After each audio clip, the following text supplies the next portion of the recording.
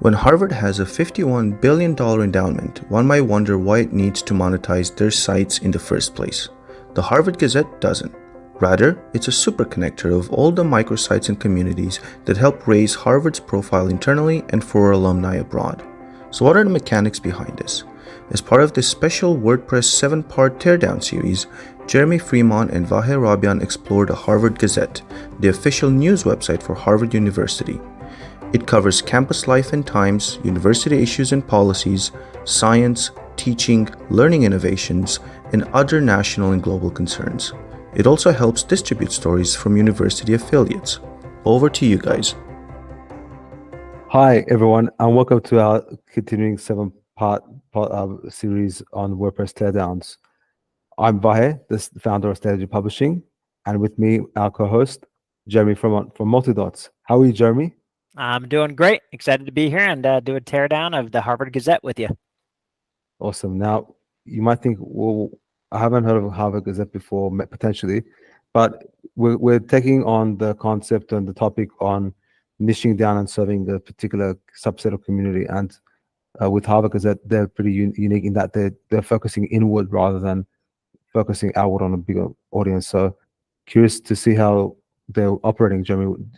I think you picked up on some stats about them.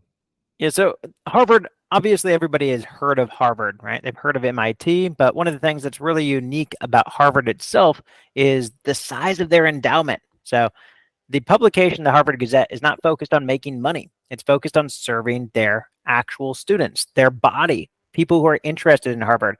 And so the endowment fund of Harvard, if anybody knows who's listening to this, take a guess how large it is, because it's something that's quite staggering and it will help realize why they're not trying to monetize anything on this website. It's $50 billion. That endowment fund of Harvard, that's larger than 120 countries' GDPs, which is mind-boggling to think about. It's always a stat that I love just thinking about, and just it's a wild, wild thing to realize.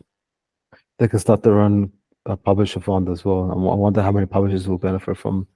A lot of publishers would benefit from that fund, no doubt about it. Well, yeah, let's see why they've used this as an effective tool to keep everyone abreast. So, well, as we're going through the homepage, Jeremy, what do you see from your end? One of the things that I think that they do a great job, even before we scroll, is just that at the top as you're scrolling down is the navigation menu. So the navigation menu, when you open that up, I think it's a beautiful, laid out, easy to understand and digest, right? So when you open up the hamburger menu, and what you're seeing is you see sections on the left-hand side, and then you've got a featured series, explore the Gazette, and then read the latest with some of the images. So I think the way that they presented everything directly within that drop-down navigation menu underneath it when you click on the hamburger works really well. Also, if you click on the search feature set that's right next to the hamburger menu, again, very visually appealing.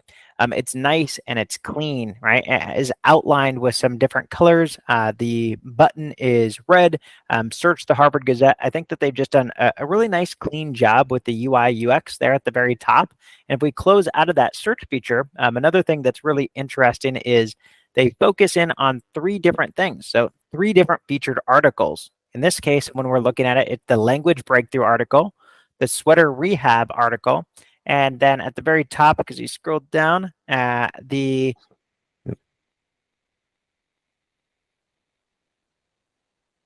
can't quite see it. You can scroll up a little bit higher, how they have 3 different featured articles at the very, very, very, very, very top. So if you just scroll up to the top, they just have those. And then there is the Ozempic shaming as far as the 3rd one that is actually being shown directly there. So I thought that was interesting to see that they are highlighting these featured articles. So I'd imagine that's something that they're always trying to have 3 breakthrough articles that kind of stand out. And that's something I don't see very often. I see that. I think when we did our analysis on one of the previous websites, they typically use that for the strategy to help help that content get indexed and profile. But if it's something that's trending as well, then they want to be able to also benefit from the trending traffic that comes through. So I guess one of the reasons probably why they're also using this is also to, they do a lot of research. They're doing a lot of internal. They have their own departments and stuff like you can see that there's the general hospital and physicians. So this could be just helping them also raise their profile indirectly outside of.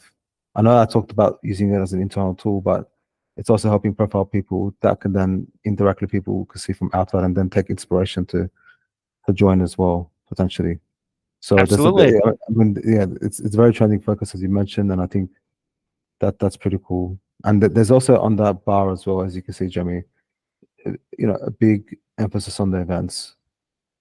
Their campus is big, so they've got literally a breakdown of the calendar months or days by. They've got so many events going on. 13 just on just February 13th of the 14th at the time of this recording, you can see how many events are just having one single day. That's crazy. It's like there's a lot going on, right? There's a lot going on. So I think this is an effective means to bring everyone together and bring that awareness. So on one day, how many was there? There's about. And think how many students probably have, this bookmarked directly on their browser where they're just going to the events calendar just to see what's going on, a way to be able to make connections, to physically go to, one of the areas on the Harvard campus in order to be able to join it. And if you just look at the sheer number of different categories that they had directly that you can actually go through too, it's pretty mesmerizing how many different options they have in that events calendar. So another quiz for you, Jeremy. How many students are there actually attending Harvard? I would guess somewhere around 50,000, but could be completely wrong. How many? I searched on Google and they said 23,000. So do you think that's the amount of traffic that they receive for their publications, or? I think Harvard has enough appeal where there's going to be people who are the alumni who are still going back and they're wanting to be able to see what's going on, and other people who are just interested, right, to keep up to date with the Harvard news. So I don't think that the traffic numbers are nearly as high as some of the other publications because it's definitely going to be much more niche and narrow. But I definitely know that it's more than 23,000 people who are going to be going to this site. But I could be wrong. So let's dive into some of the numbers. And the drum roll is for organic search they get I'm on for podcast. I'm on Ahrefs now, and in terms of looking at the traffic, they're getting about 231 monthly users from just organic alone from the Gazette, segmented to be /Gazette. We can't unfortunately do the same for similar web to look at the overall site traffic, but from what we can see, news.harvard.com as a subdomain, as a portal, gets about 1.4 million users per month. So imagine the amount of alumni, people that are looking at the trending research plus the existing students. I mean, I think the competitors, like even Stanford, only gets half the amount. So the news.stanford.edu gets only half of the amount of traffic. The MIT is around the same.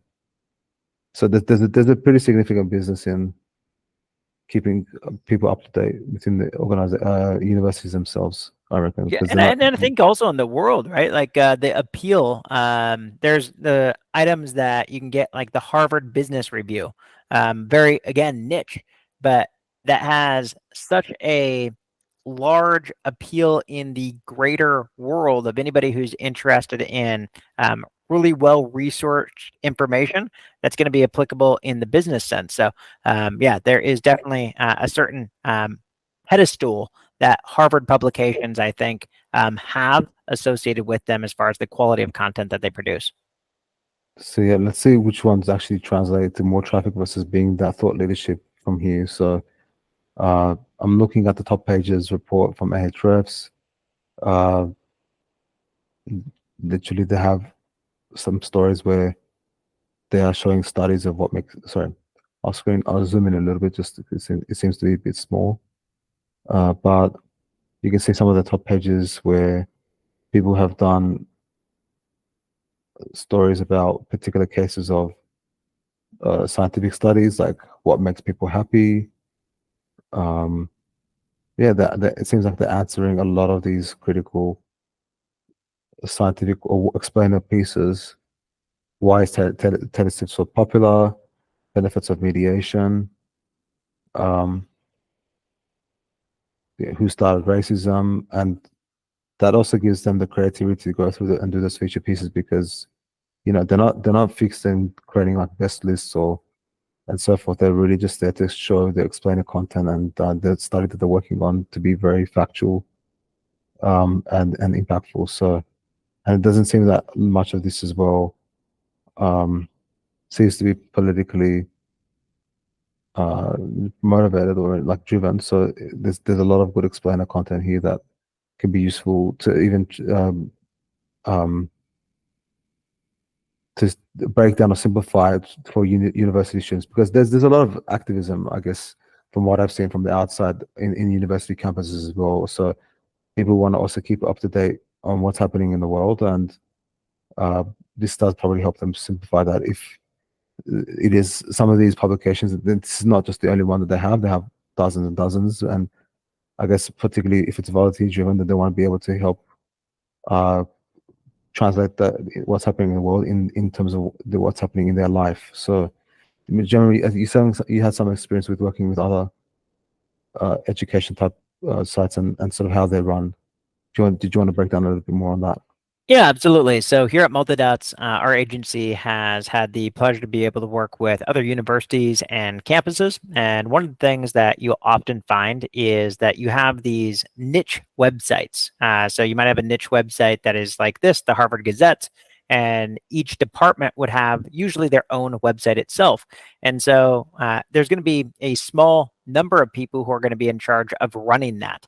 So if we scroll down in the footer of the Harvard Gazette, I think that there's a great example here where on this, they're talking about findings, campus, community, health, science, and tech, but nothing about sports, right? And so if we actually click, there is a section at the very, very, very bottom that says athletic news and scores.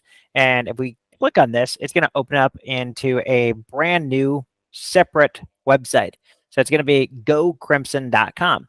Again, so they're dividing this, and I would imagine as a student body, right? If I'm going to be in charge and I'm a sports fanatic, I'm going to be a lot more excited to be able to work on this micro niche site of gocrimson.com, opposed to something like the Harvard Gazette, where it's going to be more of a general news publication. So I think breaking it into those micro sites allows for more of the student body to step forth and be able to manage and maintain these sites and actually have more excitement about it, more drive. You have more drive and more passion about what you're doing each and every single day. I would imagine that quality of the content that's being produced directly for whoever that readership audience is going to increase and be of a higher quality. Yeah, and you can see here like this, not to go too much tangent off track, but these sites can then dictate whether or not how they can better fund themselves. So they have different monetization initiatives to help them stay afloat as well. So, but you can see here as well, one point to come back to is how the Harvard Gazette itself is also a useful distribution platform for these sites as well. So like I went to News Plus, in the footer, I click on one of the articles, and then what happens is in News Plus, they give a bit of an excerpt or the byline that's coming from the other microsite that it's going to lead them towards to read the full story in detail. And then you'll see that you can read the news around the Harvard Innovation Lab's art lifting mural installation in more detail.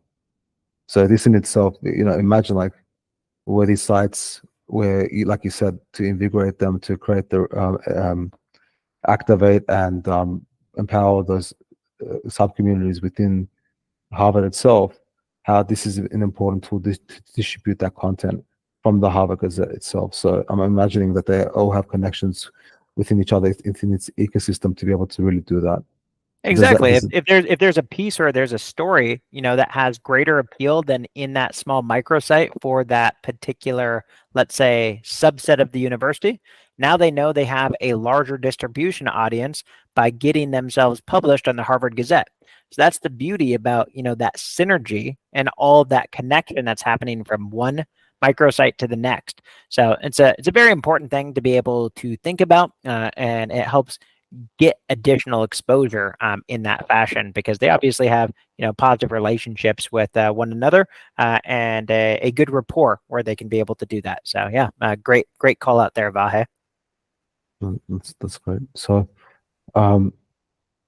let's just quickly look at some of the other SEO best practices as well, just to see if there's anything that they can improve on. So when they're using the dates, so it doesn't seem that it's impact in terms of looking at the evergreen traffic, like there would be potentially a concern down the future where if they want to update the content again, that's going to be a drawback, because then the URL changes. It's then might cause them to be sorry, it might cause them to having to reindex that content and impact their traffic. So that's definitely something that they need to keep in mind on. That's one. There's also like some, I think that the fact that they're Harvard, they can get away with a lot more of the EAT indications about the legitimacy of the publication itself, but particularly for these writers, whether the college and university students, tertiary students, they want to increase their profile to help empower them to continue to maintain their profile. Articles like this, they should have an ability to click through to their author profile, see what they're studying, see what their citations are. And this is going to ultimately help them to further motivate them to continue on to contribute to Harvard, even after they're alumni, or use it as a way to get forward into their medical or scientific, the main topics that are here, they can use it as a reference point as well. So I think one tip that I would give to the departments that are running this as well is just to see how they can help highlight more of the students that are helping to run it. And the other thing is, the related articles look good, so that's important. They're giving you an idea on how long it's going to take to read. So yeah, I think the related stuff, article and trending articles, is very refined. But definitely, I see opportunity to help raise the profile of the writers and the students. I also, just talking about improvement items, if you scroll down on the mass majority of their articles, there is such a small section, right? It's taken up about half of the width of the page of the text. So there's a lot of blankness that is taking place. And of course, that's probably going to be great for anybody who's on the mobile rendering. But I think that there seems to be a lot of wasted space. It is something that maybe not everybody would be as excited about. And I want to reiterate what Vahe just said. At the bottom of each of the articles, I love the layout, nice and clean. You might like with 3 different pieces of content, and then trending with clearly labeled 1, 2, and 3 of trending articles. So it's not overwhelming. It's divided in a fashion where there's some visuals with images on the left and just pure text on the right-hand side. So I think that's a nice, even appeal. I haven't seen that very often as far as a layout like that. So I think they hit the nail on the head there. In terms of circulation, they're doing a solid job with profiling a lot of these things to help people stay on the site more. I think that then they could take it to the next step about how, because I can't say any call to actions. Like, we know that they are very event driven, or like just there to distribute the content to the properties. But how about if they want to keep up to date with, how about there can be also a lead funnel to those other properties? So for example, having the call to action at the end of the article. A lot of sites just simply have a bar at the bottom where it says sign up for more health updates, or whatever it might be. Have that segmented email list. Yeah, they're not driving email signups. You're right. That's a good call. They're not doing that. So I mean, they're just very fascinated that I mean, it's great that they're pushing. They can also use that to push more to get people to attend those events. Like, we saw 10 events in one day. That's massive. Like, imagine how much effort they need to be able to push towards getting people to attend. I mean, maybe there'll be probably a lot of people there because they might be involved in the campus life, but posters on campus, Vahe. That's all they need. They're going back old school. Here's a flyer.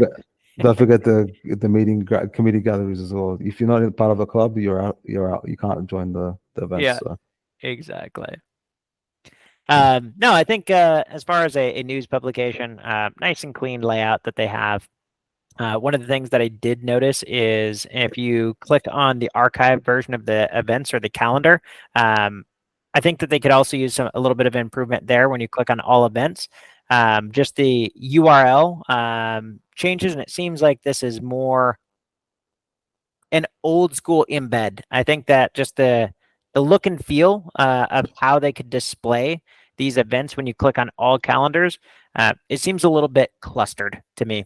So I think that there could be some cleanliness of how you display all of these different events in a fashion that's a little bit more appealing. I think previously, when you're on the featured events, it looks like that section has been updated. It's a little bit more clean, but when you're looking at all of the events, yeah, I feel some UI UX improvements could be done. For sure. Then when you even click on the individual event itself, the URL structure, how it's optimized to be able to encourage the search discovery. And it's all driven by just trying to add people to their calendar as opposed to being able to capture the personal details to be able to get people to come back more easily next time. I think that's the closing loop really that they have to look at. But besides that, it seems like a very solid publication. Absolutely. Nice and clean overall. Nice and clean. Any final takeaways or comments for our audience, Jeremy? Let's just click into, let's say, language breakthrough or one of these top items. Just as now that we've seen one of their standard articles versus one of these articles, just the look and feel is different. So you can have different types of content. So if you want to have a featured or let's say a pillar piece of content, you don't always have to have the same template layout, the same stylization of how you actually create it. So experiment with that, right? Because some people might want to create more of this long form article where the mass majority of your editors or staff might prefer, shorter, faster pieces of content that they can create. So if you experiment with the different team members that you have that are helping to contribute to your publication, give them the types of content pieces and the framework that can match that as far as the layout of the content that they're going to be writing. So that's just one takeaway that I think is also important to take note of. Probably one of the hypotheses I'm guessing the testing is more of the people, how they sort of scroll through when they're reading and being able, like before, when Google search results were a lot more blue links and general, there used to be like a triangle shaped reading sort of pattern, but now it's become shorter and more scrollable in nature due to how the content's become more snackable. So they're probably even fitting to that. So like Jeremy, to reinforce what Jeremy said, I think it's fair to say like you have to try to appropriate the content for each of the formats so that when it comes from the website and you want to distribute somewhere else, it's easy for you to do that. So when someone goes on mobile, ready to go, because it's mobile ready, they're going to share this on social. They're going to grab parts of it like the quotes component, then use that as a introductory blurb to then attract people to click through from social. So I think that there is definitely things here that they are factoring in for their distribution. So they do I think they're very savvy and well thought out in terms of how they think about distributing the content to really benefit not only this publication but the supporting publications around Harvard and the community itself. And since you did talk about mobile, could you just do an inspect and let's look at this page on mobile? Because that menu, I was in love with the menu on desktop. Let's see if I'm still in love with the menu when it comes down to the mobile version. We have to go through the Jeremy test. If we don't go through the mobile inspector, then we can't finish the teardown. So Exactly. let's look at it. Yeah. So let's go ahead and click on that hamburger menu when we're on mobile. So now that we're looking at the mobile viewport, I'm just curious if it still has a nice clean look and feel. Yep, it still does, right? Has all of the different sections, nice division of those lines, the read the latest with arrows to the left and right. Again, I think they've just done a standout job with their main navigation menu, both on desktop and on mobile. Awesome. Maybe the images breaking and the images are broken a bit, I think, when it's rendering, but maybe it's the browser. And they've also, really being mindful of resizing the images as well to not make it too load as well. So Yep. there's dynamic resizing, which is good as well. Absolutely. I think that's a wrap. Yeah, I think so. To summarize or close down the teardown in general, if you're looking to create an internal community publication that's going to help, use it as a tool for awareness or to profile events and other outcomes that you were trying to achieve. One, make the site as clean as possible to be able to really get to where you want people to go and really make it formatted according to the content type. As Jeremy pointed out, we've got the more the more condensed version versus the featured articles, which are more expansive. Get a lead capture, whatever it might be. So even though the communities is a key call to action for the Harvard Gazette, be able to capture more of the details as you're going through the journey, so that it allows you to make it easier for you to get people to future events and diversify your traffic sources a lot more. And third thing is to be able to improve the experience on how to, with the calendar that we saw, they could potentially increase the both the profile of the person writing about the event and also the event itself by using updated tools and sections. Instead of an embed from maybe Google Calendar, they can use other tools that can help them to better distribute that event as well, or to help it make it search discoverable so that it can become, to help them to continue to raise the profile of the Harvard Gazette. So I guess with that, until next time. Until next time. Bye, everybody. Special thanks to our sponsors and co-hosts Multidots for contributing to the 7-part WordPress Teardown series. Be sure to subscribe to future episodes at stateofdigitalpublishing.com and join us for a deep dive into our upcoming WordPress Publisher Success Week starting on February 26 by visiting stateofdigitalpublishing.com/WP-week. Until next time.